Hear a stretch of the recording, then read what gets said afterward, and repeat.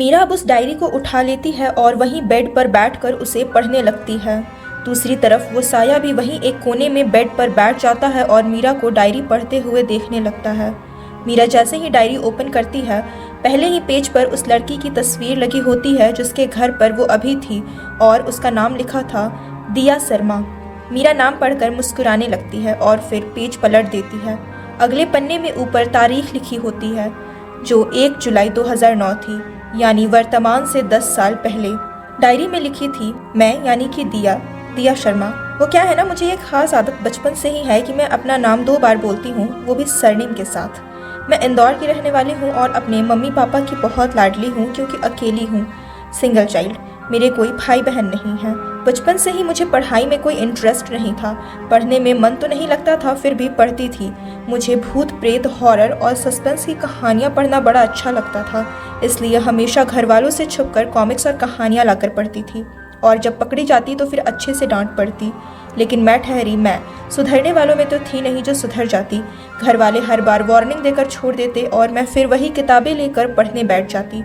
मुझे पकड़ाने में मेरी सहेली श्वेता का हाथ रहता था हमेशा। ये बात मुझे बहुत अच्छे से पता थी, लेकिन कभी बुरा नहीं लगता था क्योंकि वो मेरी बेस्ट फ्रेंड थी। श्वेता मेरी बचपन की सहेली थी और मेरे घर के बगल के ही घर में ही रहती थी। वो पढ़ने में बहुत तेज थी, इसीलिए मेरे मम्मी पापा को बहुत पसंद थी। ऐसा नहीं था कि वो मुझे पसंद नहीं थी, लेकिन जब मेरी वाट लग जाती तो 2-4 दिन तक बात करना ज़रूर बंद कर देती। उसके बाद सब कुछ फिर से सही हो जाता। मुझे बिगाड़ने में सबसे बड़ा हाथ मयंक का था। मयंक श्वेता का बड़ा भाई जो हमसे लगभग 2 साल बड़ा था। मेरे पास जितनी भी बुक्स या कॉमिक्स होती वो सब वही मुझे ला कर देता, इसलिए मेरी श्वेता से ज़्यादा मयंक से पड़ती थी। मैं बचपन से ही बहुत ही चुलबुली और मस्त मौला इंसान थी। हाँ, बस एक ही आदत थी मुझ में, बुरी या अच्छी ये तो मुझे नहीं पता, कि कभी भी किसी को दुख या तकलीफ में देखती तो कैसे भी करके उस इंसान की मदद ज़रूर करती थी। मुझे गलत बर्दाश्त नहीं होता था, किसी के लिए भी किसी से झगड़ा कर जाती थी। बचपन से ही मैं ऐसी थी। माँ कई बार समझाती कि ऐसे सबसे झगड़ा मत किया कर, सब अच्छे नहीं होते, लेकिन मैं ठहरी मिस दिया Sharma, the helper, the social worker. माँ की बातें एक कान से सुनती और दूसरे से निकाल देती। जिंदगी बड़ी हंसी खुशी कट रही थी हमारी और सब कुछ सही चल रहा था। उस साल मैं 8वीं क्लास में थी। एक दिन स्कूल से वापस आते हुए मैंने देखा कि एक छोटा सा पप्पी बीच सड़क पर है। उसका पैर घायल था, इसीलिए शायद वो चल नहीं पा रहा था। मैं भागकर सड़क में पहुंच गई, लेकिन मैंने सामने से आती तेज रफ्तार गाड़ी को नहीं देखा। मैंने किसी तरह उस पप्पी को उठाकर किनारे किया कि तब तक उस गाड़ी ने मुझे टक्कर मार दी और निकल गई। गाड़ी की टक्कर लगने से मैं बीच सड़क में ही गिर गई और थोड़ी देर में मेरे सर से खून बहने लगा। वो पप्पी तो बच गया, लेकिन मेरी हालत बिल्कुल मरने की कगार पर थी। डॉक्टर्स ने भी कह दिया कि अब मैं नहीं बचने वाली, लेकिन ये शायद मेरे मम्मी पापा की दुआओं का असर था कि मैं बच गई। मुझे पूरे 1 महीने तक बिस्तर पर रहना पड़ा। वर्तमान। मीरा ने जब ये घटना पढ़ी तो उसे बड़ा अजीब लगा, क्योंकि क्लास 8 में उसका भी एक ऐसा ही एक्सीडेंट हुआ था और वो भी मरते मरते बची थी। वो अलग बात है कि उसका एक्सीडेंट रोड क्रॉस करते समय हुआ था, जब एक आदमी ने नशे में होकर तेज रफ्तार से उस पर गाड़ी चढ़ा दी थी। बाद में वो भी पूरे 1 महीने तक बिस्तर पर रही। कहानी पढ़ते वक्त मीरा को ऐसा लग रहा था कि जैसे वो दिया की नहीं बल्कि उसकी ही अपनी कहानी हो। वो उत्सुकता बढ़ती जा रही थी, इसीलिए उसने अब आगे पढ़ना शुरू किया। डायरी में 10 साल पहले। 1 महीने बिस्तर पर रहने के बाद मैं पूरी तरह ठीक हो गई थी। मम्मी पापा ने मुझे बहुत समझाया कि मैं अपनी ये भलाई की आदत छोड़ दूं, लेकिन मैं तो सुधरने वालों में से थी नहीं, इसीलिए जहां भी कुछ गलत होता देखती वहीं पहुंच जाती। मम्मी पापा अब मुझसे परेशान हो चुके थे। उन्हें डर लगता था कि मेरी इन्हीं हरकतों की वजह से कहीं वो अपनी बेटी ना खो दे। मीरा भी सोचने लगी कि उसकी माँ भी हमेशा उसको लेकर काफ़ी परेशान रहती है। मेरा स्कूल का लास्ट दिन था और उसके बाद का मुझे नहीं पता था कि मैं आगे क्या करने वाली हूँ, लेकिन मुझे इस बारे में कोई चिंता नहीं थी क्योंकि पढ़ाई लिखाई से तो मेरा बैर बचपन से ही था। मैं अपने ही धुन में मस्त रहने वाली लड़की थी। चलो आज के लिए इतना ही, अब फिर टाइम मिलेगा तब लिखूंगी। वर्तमान में मीरा ने आगे के 2-3 पेज पलटे तो वो खाली थे, उसके बाद कुछ लिखा नहीं था। उसने डायरी बंद की और बाहर आकर बारिश को देखने लगी। बारिश अब बंद हो चुकी थी और मौसम बिल्कुल साफ था। उसे उस घर से आए लगभग 1 घंटा हो चुका था। वो साया भी मीरा के साथ बाहर आ गया था और मीरा की एक एक एक्टिविटी को बड़े गौर से देख रहा था। वो शायद मीरा को ये एहसास नहीं कराना चाहता था कि उसके अलावा कोई और भी वहाँ है, इसीलिए उसने ऐसी कोई एक्टिविटी नहीं की जिससे मीरा को कोई प्रॉब्लम हो। मीरा ने अब घर जाने के लिए सोचा तो उसे सबसे पहले उस डायरी का ख्याल आया। उसने डायरी उठाकर अपने बैग में रख ली और घर को वापस उसी तरह बंद करके चाबी उसी जगह पर रख दी और अपनी गाड़ी में आकर बैठ गई और घर के लिए निकल गई। उसके दिमाग में अभी तक दिया की सारी बातें चल रही थी। दूसरी तरफ वो साया मीरा को देखते हुए गेट तक आया, लेकिन इसके बाद कहीं गायब हो गया। इधर ऋषभ और मीरा के घर वाले मीरा के लिए परेशान हो रहे थे, क्योंकि बारिश की वजह से मीरा का फ़ोन बंद हो चुका था और उन्हें मीरा की कोई खबर नहीं थी। मीरा जैसे ही घर पहुंची, पूजा ने भागकर उसे गले से लगा लिया और उसकी आंखों से आंसू निकल आए। मीरा इस तरह पूजा को रोते देख थोड़ा परेशान हो गई और उसे याद आया कि उसकी माँ भी बिल्कुल दिया की माँ के जैसी ही हैं। तब तक समर भी आ गए। उन्होंने भी मीरा को गले लगाया और चुपचाप कभी अकेले बाहर जाने के लिए मना कर दिया। वो पूजा को चुप कराकर मीरा को अंदर ले गए और उसे कपड़े चेंज करने के लिए कहा। मीरा अपने रूम में कपड़े चेंज करने चली गई, लेकिन अभी भी उसके दिमाग में दिया और उसकी बातें चल रही थी। वो सोच रही थी कि दिया उसके जैसे ही है। नहीं, मैं बिल्कुल दिया जैसी हूँ। उसने कपड़े चेंज किए, तब तक उसे याद आया कि उसने बैग तो नीचे ही छोड़ दिया है। वो बैग लेने के लिए जैसे ही नीचे गई, पूजा ने उसे अपने पास बैठा लिया और प्यार से खाना खिलाने लगी। समर भी आज अपने हाथों से उसे खाना खिला रहे थे। अपने मम्मी पापा का ये प्यार देखकर कुछ पल के लिए मीरा सब कुछ भूल गई। अब ना उसे दिया याद थी और ना ही उसकी डायरी, और तो और उसने डायरी के चक्कर में ऋषभ को भी भुला दिया था। अपने मम्मी पापा के साथ बैठी मीरा आज बहुत खुश थी, क्योंकि आज उसके माँ पापा भी खुश थे। वो सब आपस में बातें कर ही रहे थे कि तभी मीरा की नज़र वापस अपने बैग पर पड़ी, जो वहीं हॉल पर पड़े सोफे पर थी। उसने अपने मम्मी पापा से कहा कि मैं बहुत थक गई हूँ और अब मुझे नींद आ रही है, इसलिए वो अपने कमरे में जा रही है। उसने सोफे से बैग उठाया और अपने कमरे में चली गई। पूजा और समर उसको जाते हुए देखते रहे और फिर अपने कमरे में चले गए। कमरे में आकर मीरा ने बैग से अपना फ़ोन और दिया की डायरी निकाली। डायरी देखकर वो फ़ोन को भूल गई और उसे ऋषभ भी याद नहीं था। दिया की डायरी फिर से एक बार मीरा के हाथ में थी और वो सब कुछ भूलकर उस डायरी को पढ़ना शुरू कर देती है। उसने सबसे पहले अपने रूम की सारी लाइट्स ऑफ की और सिर्फ एक टेबल लैंप खुली रखी, ताकि उसकी माँ को शक ना हो कि वो जग रही है। उसने डायरी का अगला पन्ना खोलकर पढ़ना शुरू किया। 10 साल पहले 11 जुलाई 2009। आज पूरे 10 दिन के बाद मैं ये डायरी लिख रही हूँ। रीजन ये है कि मैं अपने एग्ज़ाम में बिजी थी। अब ये मत सोचना कि जब मुझे पढ़ने का शौक नहीं है तो फिर मैं एग्ज़ाम में इतना बिजी कैसे हो गई। अरे वो बात बचपन की थी, लेकिन आज जब मैं डायरी लिख रही हूँ, पढ़ाई के प्रति मैं पूरी तरह सिंसियर हो चुकी हूँ, और उसकी वजह सिर्फ एक इंसान है जिसके बारे में मैं आगे लिखूंगी। तो फिलहाल अभी आगे सुनो। हुआ यूँ कि मेरे 12वीं के एग्ज़ाम हो चुके थे। मैंने तो पूरी कोशिश की थी मेरी क्लास आगे ना बढ़े, इसीलिए एग्ज़ाम शीट की कॉपियों में अपनी पढ़ी कहानियाँ ही लिख कर आई थी। लेकिन सबकी भलाई करने की आदत यहाँ मुझे भारी पड़ गई और किसी ने मेरी ही भलाई करके मुझे पास कर दिया, और वो भी 65% मार्क्स के साथ। मैं अपना रिजल्ट सुनकर बहुत हैरान थी। अब तो मेरा दिमाग ख़राब हो गया। मैं मन ही मन उस कॉपी चेक करने वाले को बहुत गालियाँ दे रही थी। क्या ज़रूरत थी उसे मेरी भलाई करने की? मैं जानती थी अगर मैं पास हो गई तो पापा मुझे यहाँ से मुंबई पढ़ने के लिए भेज देंगे। वहाँ पर उनके एक दोस्त थे, मिस्टर दत्ता, CK दत्ता, जो किसी कॉलेज के डीन थे। अब मेरा वहाँ जाना पक्का हो चुका था और मुझे अगले ही हफ्ते मुंबई जाना है। पापा ने एडमिशन से रिलेटेड सारी फॉर्मेलिटी भी पूरी कर दी और उन्होंने वहाँ पर मेरे रहने की व्यवस्था भी कर दी। मैंने रो रो कर पूरे घर के ऊपर सर उठा लिया, लेकिन कोई भी मेरी बात सुनने के लिए तैयार नहीं था। मैं श्वेता और मयंक से दूर नहीं जाना चाहती थी, लेकिन किसी ने मेरी बात नहीं सुनी और मैं भी मन महसूस कर मुंबई जाने की तैयारी करने लगी। मुंबई के Shri Ram arts and commerce college में मेरा एडमिशन BCom फर्स्ट ईयर में हुआ। इधर मीरा को याद आया कि यह तो उसका अपना कॉलेज है और वो भी BCom के सेकंड ईयर के स्टूडेंट है। लेकिन पहली बार मेरे घर वालों का मुझे मुंबई भेजने का फैसला उनके लिए गलत साबित हुआ, जिसके लिए शायद वो ज़िंदगी भर पछताएंगे। खैर, मेरा अभी और लिखने का मन नहीं कर रहा, इसीलिए अब मैं बाद में लिखूंगी। वर्तमान ने मीरा में भी डायरी बंद कर दी और लेटकर सोचने लगी। दिया की कहानी मीरा को उसकी अपनी कहानी लग रही थी। वो ये पढ़कर बेचैन हो गई कि आखिरकार घर वालों का फैसला गलत कैसे साबित हुआ। वो आगे पढ़ना चाहती थी, लेकिन दिन भर की थकान की वजह से उसकी आंखें उसका साथ नहीं दे रही थी, इसलिए वो भी डायरी रखकर सो गई। कहीं दूर खड़ा एक साया उसको ध्यान से देख रहा था और थोड़ी देर बाद वो भी गायब हो गया। इस सुबह मीरा उठकर कॉलेज के लिए तैयार हो गई और उसने डायरी बैग में रखी। वो नीचे आ गई तो पूजा और समर डाइनिंग टेबल पर मीरा का इंतजार कर रहे थे।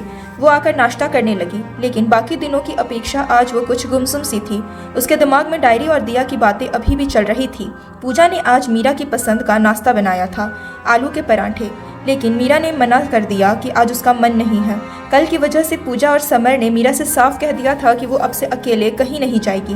मीरा ने बस उनकी बातों में सर हिला दिया। मीरा निकल ही रही थी कि पूर्वी भी आ गई। पूर्वी और मीरा साथ में कॉलेज के लिए निकल गए।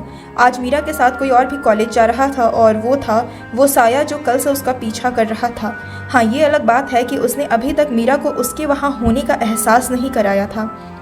रास्ते में पूर्वी ने मीरा से कल के बारे में पूछा कि वो कल कहाँ चली गई थी। मीरा ने उससे कहा कि वो बारिश की वजह से वहीं रास्ते में एक जगह रुक गई थी, लेकिन पूर्वी मीरा की आंखों को देखकर समझ गई कि कुछ तो था जो मीरा उससे छुपा रही है। उसने उस वक्त वो बात पूछनी ज़रूरी नहीं समझी और चुपचाप गाड़ी में बैठ गई। थोड़ी देर बाद दोनों कॉलेज आ गए। पूर्वी गाड़ी से उतरकर अंदर चली गई और मीरा गाड़ी पार्क करने पार्किंग में चली गई। जब वो पार्किंग से पार्क करके निकल ही रही थी कि उसके सामने ऋषभ आ गया। वो बहुत गुस्से में था। मीरा ने अपने दोनों हाथों से अपनी आंखें बंद कर ली, क्योंकि उसे पता था कि अब उसे अच्छे से डांट पड़ने वाली है। वो कल से डायरी और दिया के चक्कर में ऋषभ को भूल ही गई थी। जैसे ही ऋषभ उसके करीब आया, उसने झटके से अपने कान पकड़ लिए। ऋषभ ने उससे कुछ नहीं कहा और बस उसका हाथ पकड़कर वहीं ले गया जहां वो पहली बार मिले थे। उसने वहीं पड़ी बेंच पर मीरा को बैठने के लिए कहा और खुद भी उसके बगल में बैठ गया। मीरा अभी भी डरी हुई थी, क्योंकि उसको ऋषभ के गुस्से के बारे में अच्छे से पता था। ऋषभ को वैसे तो जल्दी जल्दी गुस्सा नहीं आता था, लेकिन जब आता था तो मनाना मुश्किल था। मीरा ये बात बहुत अच्छे से जानती थी। अब उसने धीरे से अपने चेहरे को ऊपर उठाकर ऋषभ की तरफ देखने की कोशिश की। तभी उसके कानों में ऋषभ की गुस्से से भरी आवाज़ सुनाई दी। कहाँ थी तुम कल? मीरा लड़खड़ाती हुई आवाज़ में बोली। वो मैं कल बारिश में भीग गई थी तो बीमार पड़ गई थी। मीरा की बात सुनकर ऋषभ अब कमज़ोर पड़ गया और उसने उसके हाथों को अपने हाथों में लेते हुए कहा, तुम्हें कुछ हुआ तो नहीं? तुम ठीक हो ना? तुमने दवा ली या नहीं? पता है जब तुम मेरा फ़ोन नहीं उठा रही थी तो मैं कितना डर गया था, कैसा कैसा ख्याल आ रहा था। तुम जानती हो ना मैं तुम्हारे बिना नहीं रह सकता। ऋषभ का गुस्सा एक पल में ख़त्म हो चुका था और गुस्से की जगह अब उसकी फिक्र ने ले ली थी। मीरा ने उसका हाथ कसकर पकड़ते हुए कहा, मुझे कुछ नहीं हुआ है, मैं बिल्कुल ठीक हूँ। ऋषभ ने अब उसके हाथों को चूम लिया और फिर दोनों काफ़ी देर तक वहीं बैठे बातें करते रहे। उनसे थोड़ी ही दूर पर खड़ा वो साया उन दोनों की बातें सुन रहा था और अचानक से उसकी भी आंखें भर आई और उसके आंसू बहने लगे। शायद कोई पुराना जख्म था जो खरोंच दिया गया था। मीरा और ऋषभ एक दूसरे से बात करने के बाद क्लासरूम में चले गए। मीरा ने मुश्किल से एक क्लास अटेंड की और फिर लाइब्रेरी में आकर बैठ गई। उसका दिमाग अभी भी दिया की डायरी में ही उलझा हुआ था। उसने आसपास एक नज़र डाली और फिर डायरी को खोलकर पढ़ने लगी। 10 साल पहले 20 जुलाई 2009। आज इतने दिनों बाद डायरी लिखने का रीज़न ये है कि 17 जुलाई को मेरी लाइफ के सबसे ख़ास इंसान का बर्थडे था और अभी तक मैं उसी की तैयारियों में व्यस्त थी, इसीलिए आज 3 दिन बाद लिख रही हूँ।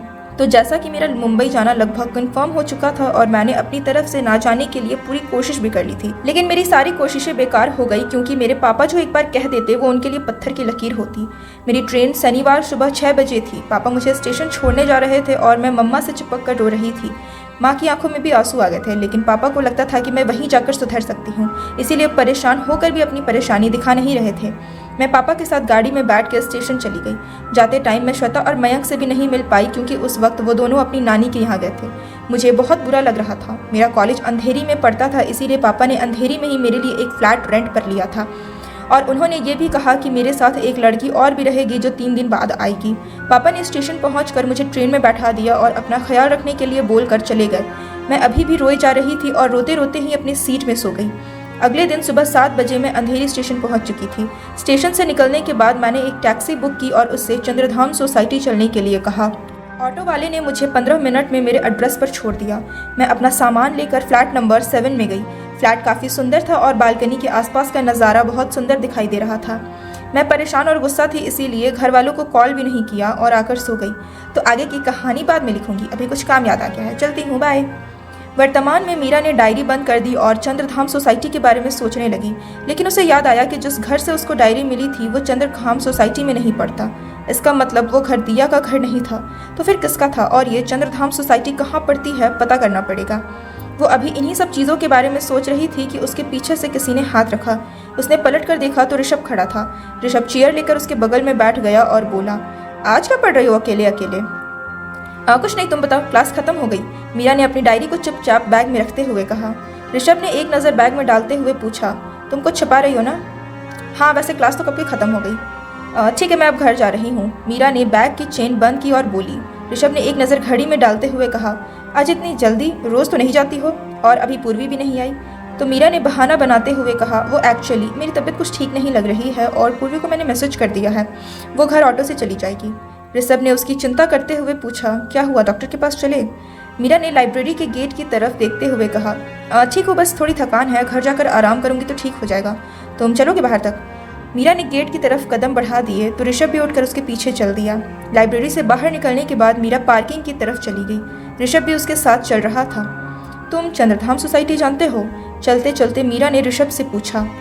ऋषभ यह सुनकर रुक गया और कुछ सोचने लगा। ऋषभ को रुका देखकर मीरा भी रुक गई। अच्छा, तुम कैसे जानते हो गए? तुम तो खुद यहाँ नए हो, वो उसकी तरफ पलटते हुए बोली। मैं चंद्रधाम सोसाइटी में ही रहता हूँ, ऋषभ ने बिल्कुल नॉर्मल होते हुए कहा। अब रुकने की बारी मीरा की थी, वो जो आगे बढ़ गई थी। Flat number? अचानक से मीरा ने पूछा। 7, ऋषभ ने बताया। अब तो मीरा का जैसे दिमाग खराब हो गया था। मीरा कुछ नहीं बोली और आगे बढ़ गई। ऋषभ ने उसे रोकते हुए कहा, क्या हुआ मीरा, कोई बात हो गई क्या? तुम अचानक से इतना घबरा क्यों रही हो, और तुम ये सब क्यों पूछ रही हो? मीरा ने बात बदलते हुए कहा, कुछ नहीं, बस ऐसे ही, आज नेट पर देखा था, ये नाम तो पूछ लिया। ठीक है, अब मैं चलती हूँ। इतना कहकर मीरा गाड़ी निकाल कर वहाँ से चली गई। ऋषभ सोचने लगा, कोई बात तो है मीरा जो तुम मुझसे छुपा रही हो। खैर, आज नहीं तो कल मैं ये बात जान कर रहूँगा। वो साया हमेशा मीरा के साथ रहता था, वो आज ऋषभ के पास खड़ा उसे गौर से देख रहा था और उसके दिमाग में चलने वाली चीज़ों को समझने की कोशिश कर रहा था। कॉलेज से निकलने के बाद मीरा घर नहीं गई और उसने अपनी गाड़ी उस घर की तरफ मोड़ दी जहाँ से उसे डायरी मिली थी। वो सोच रही थी कि अगर दिया चंद्रधाम सोसाइटी में रहती थी तो वो घर किसका था जहाँ से उसे दिया की डायरी मिली थी। ऐसे न जाने कितने सवाल मीरा के दिमाग में जन्म ले रहे थे। दिया से उसका कोई मतलब नहीं था, फिर भी वो अब उसकी ज़िंदगी के बारे में जानना चाहती थी। दोनों में सिर्फ एक चीज़ कॉमन थी और वो थी दोनों की ज़िंदगी में होने वाली एक जैसी घटनाएं। वहाँ पहुँचने के बाद मीरा जैसे ही गाड़ी से उतरकर उस घर के सामने पहुँची, उसे वहाँ ताला लगा दिखाई दिया। उसने आसपास नज़र डालकर चाबी ढूंढने की कोशिश की, लेकिन आज उसे वो चाबी नहीं मिली। थक हार कर वो अपनी गाड़ी घुमाकर वापस आ गई। उसके दिमाग में यही चल रहा था कि आखिर चाबी गई कहाँ। मीरा के दिमाग में अनगिनत सवालों ने जन्म ले लिया था। वो कैसे भी करके दिया से जुड़े हर रहस्य को जानना चाहती थी और दिया को जानने के लिए उसे सबसे पहले उस डायरी को पूरा पढ़ना था। इसलिए घर पहुंचकर वो बिना किसी से कोई बात किए चुपचाप अपने रूम में जाकर फिर से उस डायरी के पन्ने पलटने लगी। आखिर क्या है दिया का और मीरा का राज, और उस डायरी में क्या है, जानने के लिए अगले एपिसोड का इंतजार करें जो कल शाम 6:30 बजे रिलीज होगी। और अगर वीडियो पसंद आई, कहानी अच्छी लगी तो चैनल को जरूर सब्सक्राइब करें और वीडियो को लाइक करना ना भूलें। Thank you.